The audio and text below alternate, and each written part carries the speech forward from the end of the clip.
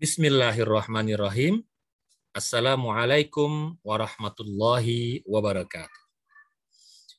Berjumpa kembali kita pada sesi perkuliahan kita, dan pada hari ini kita akan bersama-sama mempelajari topik mengenai syarat dan adab mufassir. Dalam sebuah disiplin ilmu, yang namanya menjadi ahli itu harus ada syarat-syarat yang harus dipenuhi oleh seseorang untuk bisa dikatakan ahli pada bidangnya. Ya.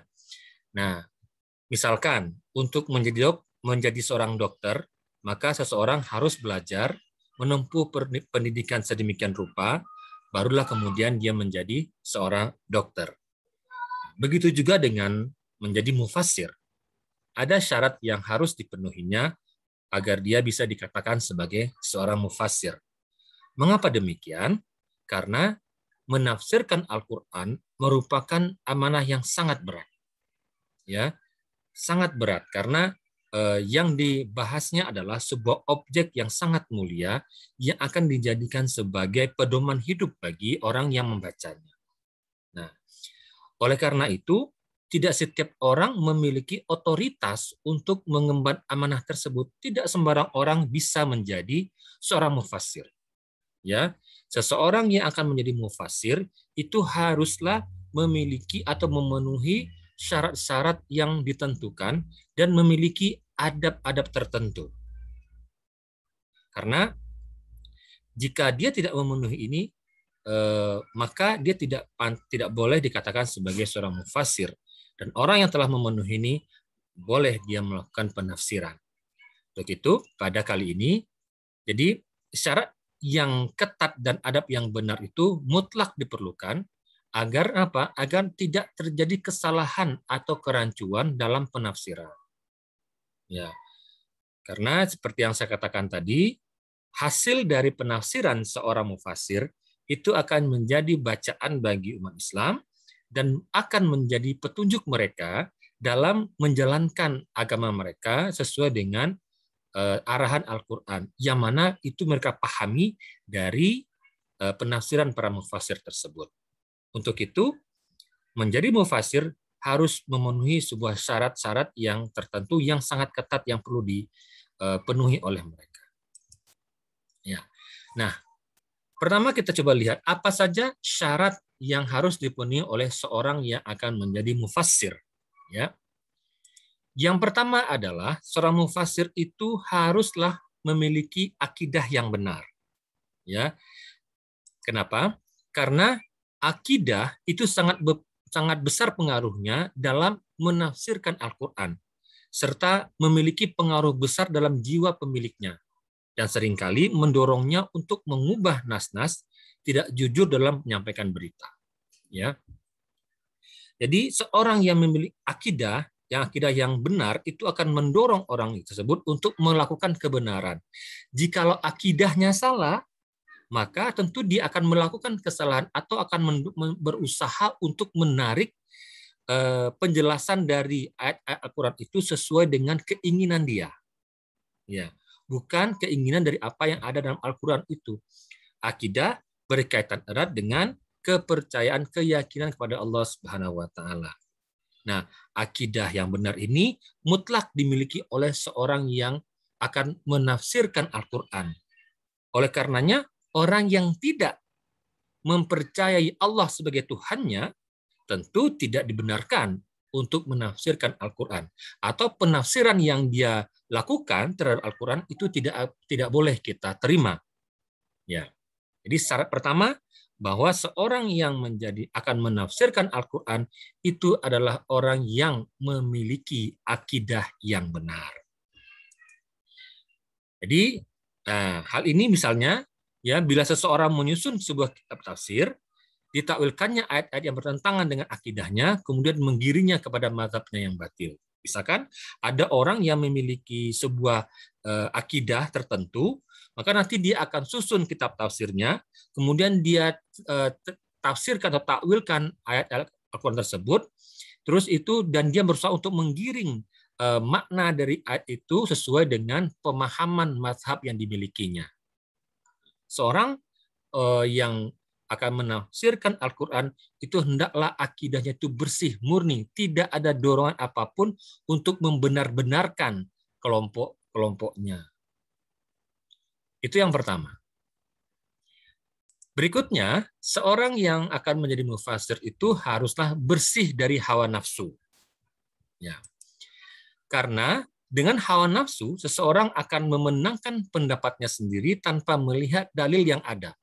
Bahkan terkadang mengalihkan suatu ayat hanya untuk memenangkan pendapat atau mazhabnya. Ya. Menafsirkan Al-Quran itu dasarnya adalah jiwa yang bersih, ya, bersih dari nafsu-nafsu tertentu, nafsu untuk membela kelompoknya kah, atau untuk memenuhi tuntutan dari orang lain. Ya. Nah, ini tidak diperbolehkan bagi seorang mufassir. Mufassir harus yakin bahwa ketika dia menafsirkan Al-Quran, itu dia bersih, jiwanya bersih dari hawa nafsu. Ya, bersih dari hawa nafsu apapun itu. Apalagi nafsu untuk memenangkan pendapat dari golongannya. Ya. Nah, yang ketiga, setelah dia membersihkan akidahnya dan jiwanya dari segala hal yang akan mengotori dalam menafsirkan Al-Quran, maka berikutnya adalah dia melakukan kegiatan penafsiran dengan cara menafsirkan dahulu Al-Quran dengan Al-Quran. Ya, karena kita tahu bahwa ayat-ayat Al-Quran itu satu sama lainnya itu memiliki korelasi masing-masing. Nah, ketika menafsirkan Al-Quran, terlebih dahulu yang dilakukan adalah mencari penjelasan di dalam Al-Quran sendiri tentang ayat tersebut. Ya, jadi karena sesuatu yang masih global pada satu tempat telah terperinci di tempat yang lain, dan sesuatu yang dikemukakan secara ringkas di tempat lain telah diuraikan di tempat lain. Ya, jadi artinya bahwa di suatu tempat bisa jadi sebuah ayat itu dijelaskan secara global, tapi di tempat lain ada ayat itu yang lebih disampaikan secara terperinci, atau mungkin di suatu tempat ayat itu disampaikan secara ringkas, tapi di tempat lain itu akan dirincikan secara lebih mendetail. Nah, maka seorang mufassir ketika dia akan menafsirkan Al-Quran, pertama kali yang dilakukan adalah mencoba untuk mencari penjelasan tentang sebuah ayat dari Al-Quran itu sendiri. Ini disebut dengan menafsirkan Al-Quran dengan Al-Quran. Ini yang harus pertama kali dilakukan oleh seorang mufassir. Berikutnya, lalu yang keempat adalah syarat mufassir itu dia mencari penafsiran dari sunnah atau dari hadis Nabi Muhammad SAW. Karena apa? Karena sunnah atau hadis Nabi itu fungsinya salah satunya adalah sebagai pensyarah Al-Quran atau penjelasnya. Ya, nah Al-Quran telah menegaskan bahwa semua ketetapan hukum Rasulullah berasal dari Allah Subhanahu Wa Taala. Ya, jadi tahapan yang dilakukan oleh seorang mufassir itu setelah dia mencari penjelasan tentang ayat itu pada Al-Quran itu sendiri, berikutnya adalah dia cari juga penjelasan tentang ayat itu dari sunnah Rasulullah SAW. Ya.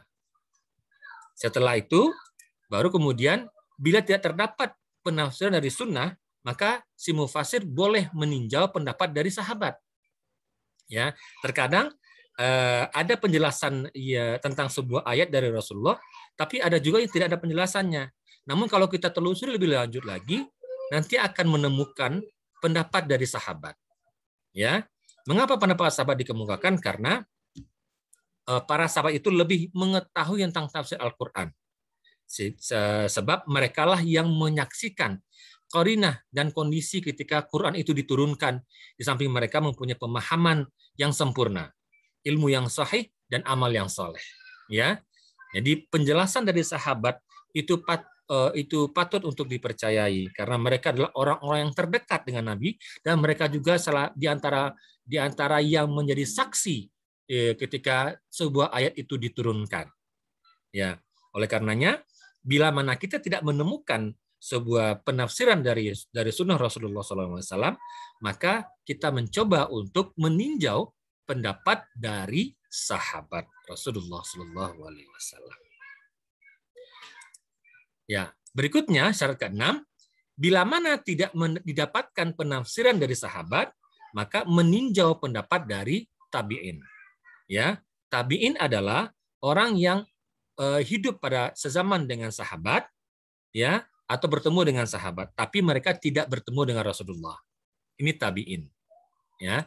Nah, pendapat tabi'in juga itu patut juga untuk dipertimbangkan. Karena di antara tabi'in ada yang menerima seluruh penafsiran dari sahabat, namun tidak jarang juga mereka berbicara tentang tafsir ini dengan penalaran sendiri. Ya. Jadi tabi'in ini pendapat mereka juga patut untuk dipertimbangkan untuk diterima. Ya. Nah, berikutnya ya, seorang mufasir kalau tadi itu tahapan 1, 2 tadi itu adalah mengenai kebersihan jiwa dan akidah, kemudian 3 sampai 6 itu adalah tentang tahapan mereka menafsirkan Al-Qur'an. Nah, berikutnya inilah mengenai kemampuan pengetahuan yang harus mereka miliki. Jadi syarat ketujuh seorang mufasir itu adalah haruslah memiliki pengetahuan bahasa Arab dengan segala cabangnya. Ya. Mengapa demikian? Ya karena Al-Quran diturunkan dalam bahasa Arab. Nah tentu pemahaman tentangnya amat bergantung pada penjelasan makna kata-kata atau lafaz-lafaz serta pengertian-pengertian yang terdapat dalam kata-kata dalam rangkaian kalimat di dalam ayat Al-Quran tersebut.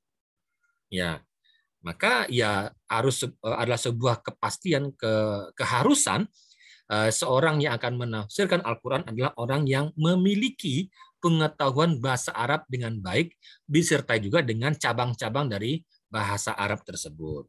Ya, kan tidak mungkin orang yang nggak bisa bahasa Arab lalu akan menjelaskan makna Al-Quran. Ya. Berikutnya, seorang mufasir juga harus paham dengan pokok-pokok ilmu yang ada hubungannya dengan Al-Quran. Ya, paham dengan pokok-pokok ilmu yang ada hubungannya dengan Al-Quran seperti ilmu qiraat, akidah, usul fikih, asbabun nuzul, sejarah, nasikh wal mansukh, hadis dan lain sebagainya macamnya yang dibutuhkan dalam menafsirkan Al-Quran. Ya, jadi ilmu-ilmu pokok, ilmu-ilmu yang akan menjadi ilmu alat dalam memahami Al-Quran itu juga harus dimiliki, harus dipahami dengan baik oleh seorang yang akan menjadi mufassir. Nah, itulah 8 syarat yang harus dimiliki oleh seorang mufassir ketika dia akan menafsirkan Al-Quran. Nah, namun pada masa kontemporer ini, ya seorang mufassir tidak hanya menguasai memiliki syarat yang tadi, ya, tapi juga mereka haruslah menguasai 3 syarat pengetahuan tambahan, ya, karena kondisi tafsir pada masa kontemporer, masa modern ini berbeda dengan kondisi pada zaman klasik, ya. Maka ada beberapa syarat lagi yang hendaklah dimiliki oleh seorang mufassir pada zaman kontemporer. Apa saja itu? Yang pertama adalah seorang mufassir zaman kontemporer juga harus mengetahui secara sempurna ilmu-ilmu kontemporer hingga mampu memberikan penafsiran terhadap Al-Quran yang turut membangun peradaban yang benar agar terwujud universalitas Islam. Ya. Di sini ilmu-ilmu kontemporer, ilmu-ilmu modern yang ada pada saat sekarang ini juga harus dipahami dengan baik oleh seorang mufassir itu. Karena dengan begitu dia menguasai ilmu-ilmu itu, maka dia akan mampu memberikan penjelasan tentang Al-Quran yang akan mampu membantu pembangunan peradaban yang benar. Ya, sehingga sehingga Islam yang universal ini akan bisa terwujud dengan baik di muka bumi ini. Ya, jadi seorang yang memiliki pengetahuan luas itu tidak akan memiliki pemikiran yang kaku. Nah, dengan pemikiran yang elastis ini akan membuat kemudian penjelasan mengenai Al-Quran akan jauh lebih baik dan akan jauh lebih sesuai dengan kondisi situasi zaman di mana kita hidup saat ini. Lalu yang kedua, ya, mengetahui pemikiran filsafat, sosial, ekonomi, dan politik yang sedang mendominasi dunia, ya, agar dia mampu mengcounter setiap syubhat yang ditujukan kepada Islam serta memunculkan hakikat dan sikap Al-Qur'anul Karim terhadap setiap problematika kontemporer. Ya. Jadi seorang mufasir zaman kontemporer itu juga harus mengetahui pemikiran-pemikiran mengenai filsafat, sosial, ekonomi dan politik. Ya, yang mana situasi inilah yang sangat mendominasi dunia. Apa tujuannya? Agar dia mampu mengcounter setiap tuduhan, ya, setiap syubhat yang ditujukan kepada Islam. Nah, yang mana nanti tuduhan-tuduhan ini akan memunculkan mispersepsi tentang Al-Qur'anul Karim.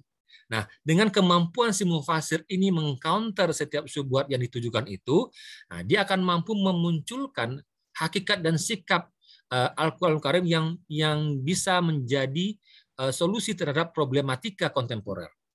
Nah, maka dengan demikian, si mufasir tadi telah berpartisipasi dalam menyadarkan umat terhadap hakikat Islam beserta keistimewaan pemikiran dan peradabannya. Ya. Nah, di sini dengan memiliki pengetahuan yang mumpuni tentang ilmu-ilmu ini semua, akan mampu membuat si mufasir itu dapat menjelaskan tentang sikap Al-Qur'anul Karim terhadap semua problematika yang terjadi di zaman kontemporer ini, sehingga kemudian Al-Quran benar-benar menjadi bagian penting dari menyadarkan umat terhadap hakikat Islam dan keistimewaan pemikiran dan peradabannya. Yang ketiga, yang terakhir, seorang mufasir zaman kontemporer itu hendaklah memiliki kesadaran terhadap problematika kontemporer. Ya, pengetahuan ini sangat urgen untuk memperlihatkan bagaimana sikap dan solusi Islam terhadap problem tersebut. Jadi di sini maksudnya adalah seorang mufasir zaman kontemporer ini haruslah terbuka pikirannya. Dia harus sadar bahwa di saat sekarang ini banyak sekali terjadi problem-problem baru yang mungkin secara eksplisit tidak ditemukan dalam Al-Quran solusinya. Namun dengan pengetahuan dia yang luas, dia akan mampu menemukan jawaban-jawaban tentang problem yang ada dalam Al-Quran. Ya, nah maka seorang mufasir itu tidak boleh dia menutup mata dengan problem yang ada. Haruslah dia mencoba untuk haruslah dia sadar benar bahwa saat ini ada problem yang terjadi dan itu dibutuhkan sekali sumbangsi dia untuk memberikan solusi terhadap permasalahan tersebut. Ya. Nah, tanpa kesadaran itu, tidak mungkin si mufasir akan menghasilkan karya-karya tafsir yang up to date, yang sesuai dengan keadaan zaman sekarang, zaman yang di mana dia terjadi, gitu. Nah, oleh karenanya, mufasir harus benar-benar memiliki kesadaran terhadap problematika kontemporer tersebut. Oke, itulah beberapa syarat yang harus dimiliki oleh seorang mufasir untuk untuk melakukan penafsiran Al-Quran, baik syarat secara umum maupun syarat secara khusus yang ada pada zaman kontemporer ini. Nah, berikutnya kita akan mencoba untuk melihat adab, ya, adab yang harus dimiliki seorang mufasir, ya. Nah, ternyata adab si mufasir ini juga harus diatur dengan sedemikian rupa. Kenapa? Karena dia berhadapan dengan Al-Quran. Jikalau kemudian dia tidak memiliki adab yang baik, maka penafsiran dia pun tidak akan menjadi baik. Ya. Nah, apa saja adab mufasir itu? Nah, berikut diantaranya. Yang pertama, hendaklah dia berniat baik dan bertujuan benar. Ya, niatnya harus baik. Seorang mufasir itu niatnya harus baik. Dan tujuannya pun harus benar dalam menafsirkan Al-Quran.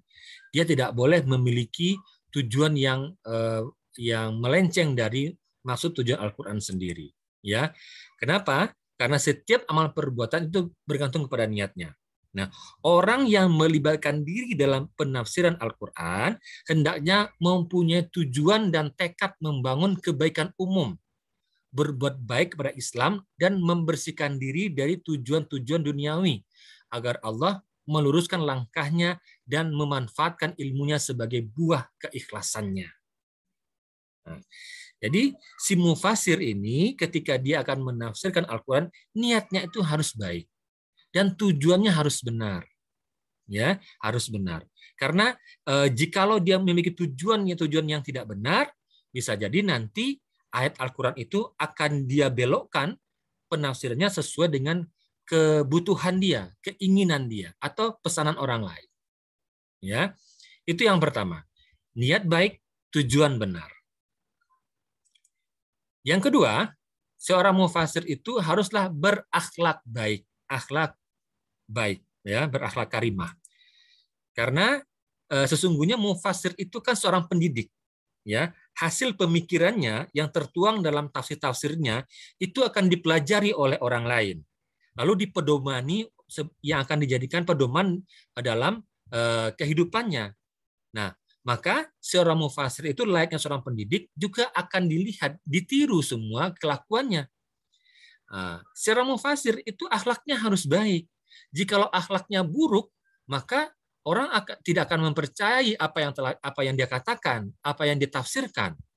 Ya, oleh karenanya akhlak yang baik itu mutlak harus dimiliki oleh seorang mufasir. Sebab seringkali kalau dia akhlaknya tidak baik, bisa jadi nanti kata-kata yang keluar dari dirinya itu adalah kata-kata yang kurang baik, dan akhirnya menyebabkan orang atau peserta didik yang ikut dalam majelis-majelisnya itu tidak akan mempercayai apa yang dikatakan oleh si mufasir itu. Ya. Lalu yang ketiga, taat dan beramal. Ya, seorang mufasir itu adalah orang yang harus taat menjalankan perintah agama dan kemudian beramal soleh dengan apa yang telah dia pelajari.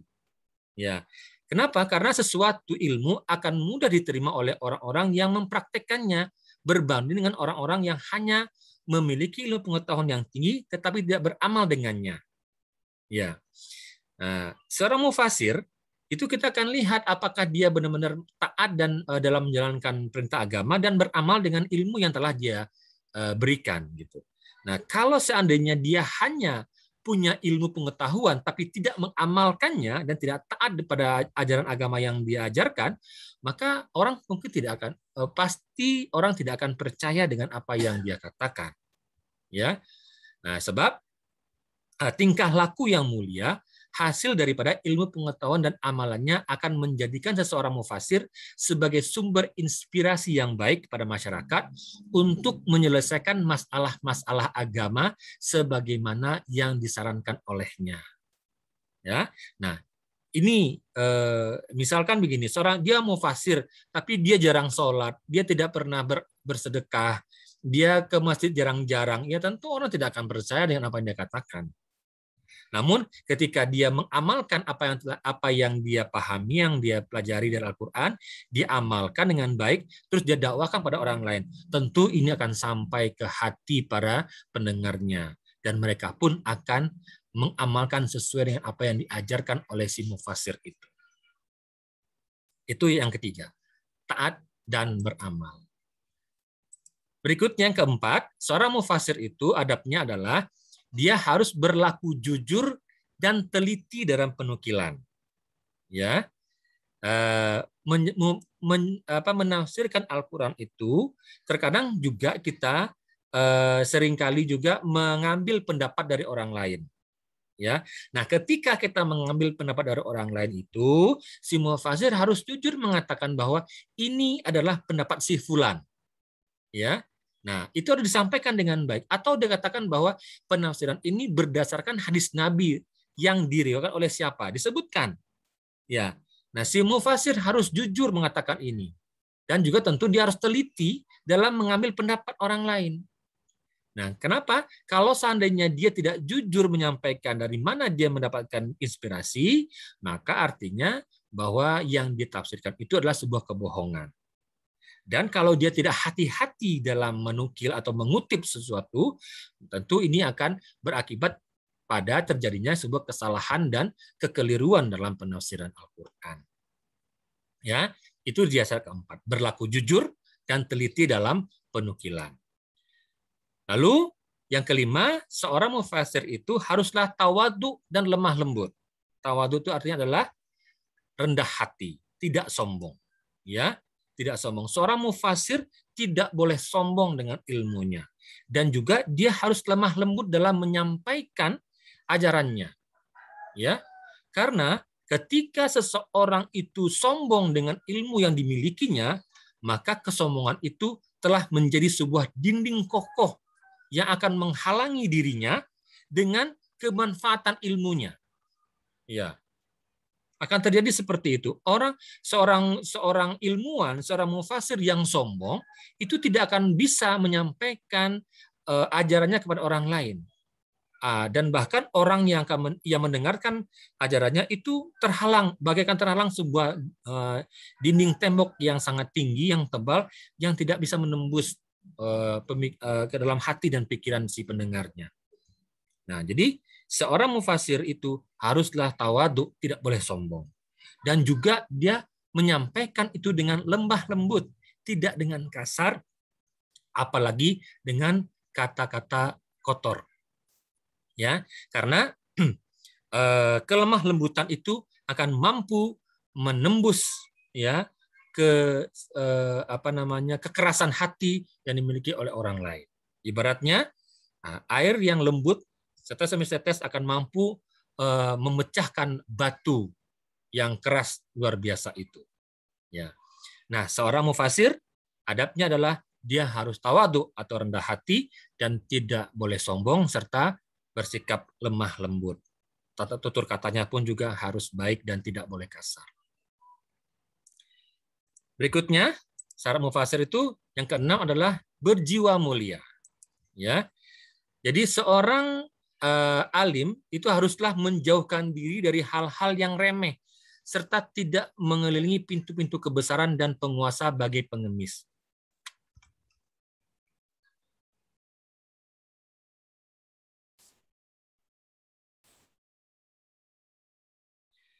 Seorang mufasir itu dia jiwanya harus mulia.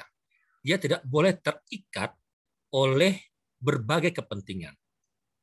Ya, dan bahkan dia pun tidak boleh mendekat kepada para penguasa seolah dia sebagai seorang pengemis yang meminta-minta belas kasihan mereka dan dibalas dengan ilmu yang mereka miliki. Ini tidak diperbolehkan. Seorang mufasir dia jiwanya harus mulia. Dia harus kokoh, jauh, dirinya harus jauh dari hal-hal yang remeh-temeh seperti itu. Ya, karena yang dia miliki adalah sebuah ilmu yang mulia, menjelaskan tentang Al-Qur'an.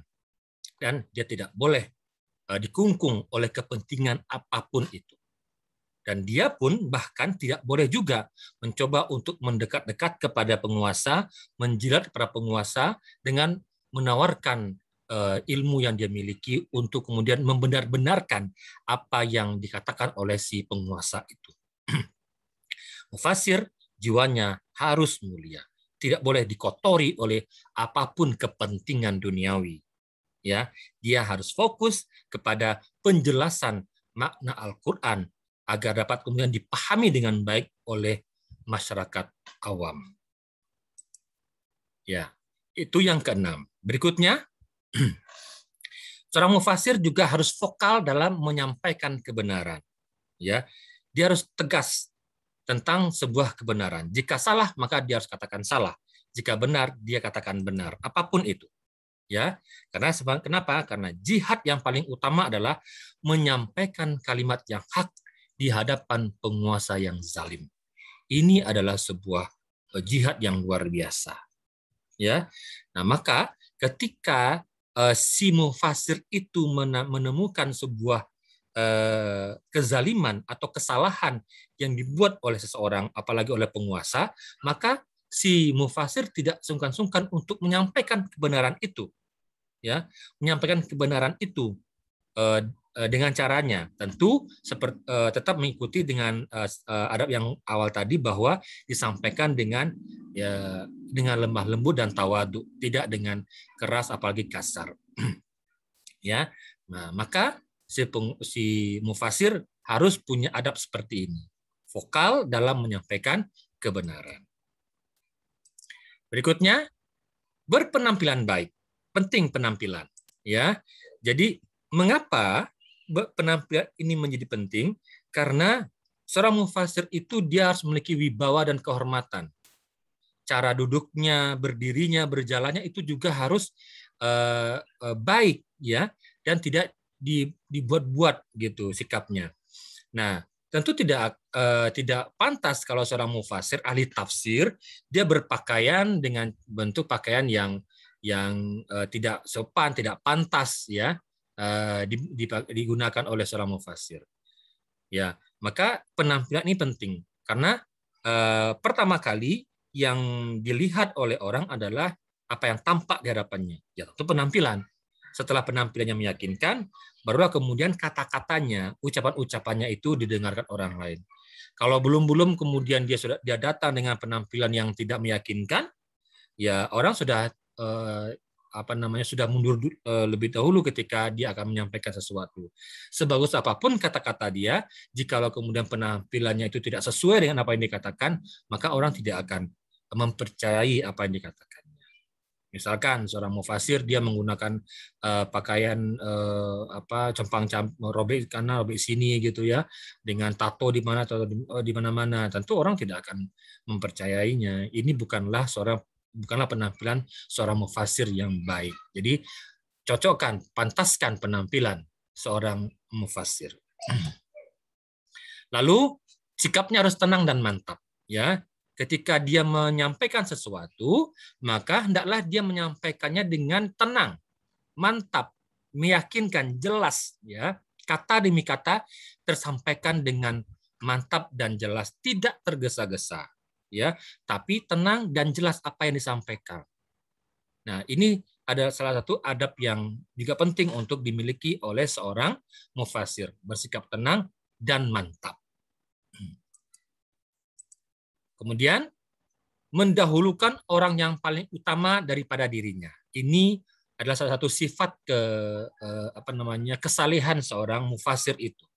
Misalkan ketika dia akan menafsirkan Al-Qur'an, terus dia berhadapan dengan orang yang mungkin ilmunya lebih banyak dari dia, maka ketika itu dia tidak boleh kemudian mengatakan membantah secara langsung apa yang disampaikan oleh orang tersebut.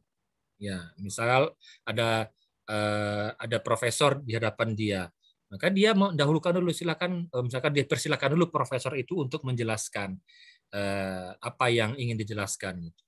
Baru kemudian dia menyampaikan. Artinya ini adalah sopan santun yang harus dimiliki oleh seorang mufasir. Mendahulukan dulu orang yang paling utama, orang yang paling mungkin lebih tinggi derajat keilmuannya dari dia, atau usianya lebih besar dari dia.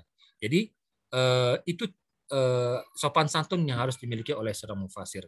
Dan bahkan seorang mufasir pun tidak diperkenankan untuk membantah atau bahkan melecehkan orang yang lebih tinggi ilmunya dari dia di depan orang banyak. Ya, ketika terjadi diskusi misalkan, maka si mufasir juga tidak boleh melakukan diskusi dengan tujuan untuk menjatuhkan orang lain. Ya, ini yang dimaksud dengan mendahulukan orang yang paling utama dari dirinya. Ya. Kemudian mempersiapkan dan menempuh langkah-langkah penafsiran secara baik. Artinya, ketika akan menafsirkan Al-Quran, seorang mufasir itu harus benar-benar mempersiapkan dirinya dan kemudian mempersiapkan langkah-langkah penafsiran yang baik. Dia tahu, paham dengan metode dan segala macamnya. Ya, tahapan-tahapan penafsiran pun kemudian dilakukan dengan baik. Metode tafsir yang telah dia pelajari, yang telah dikuasai, itu kemudian langkah-langkahnya, tahapan-tahapannya dia lalui dengan baik dan benar. Ya, sehingga akhirnya dia pun menemukan sebuah kesimpulan tentang apa yang akan ditafsirkannya. Ini penting, ya, ini penting karena tanpa ada persiapan yang matang maka akan terjadi penafsiran yang gegabah, sembrono, dan tentunya akan menghasilkan kesimpulan yang mengacaukan atau menyesatkan umat nantinya. Baik, demikianlah penjelasan singkat mengenai syarat dan adab mufasir yang harus dimiliki oleh orang-orang yang akan menafsirkan Al-Quran. Ya, syarat dan adab ini penting untuk dimiliki. Kenapa? Karena hasil dari penafsiran mereka itu akan menjadi inspirasi pembelajaran bagi orang lain. Jikalau dia tidak memenuhi persyaratan dan adab ini, maka tentu hasilnya juga tidak akan baik dan benar, dan mungkin akan dan bahkan akan menyesatkan orang lain. Demikian sedikit penjelasan dari saya. Semoga bermanfaat. Lebih dan kurangnya saya mohon maaf. Assalamualaikum warahmatullahi wabarakatuh.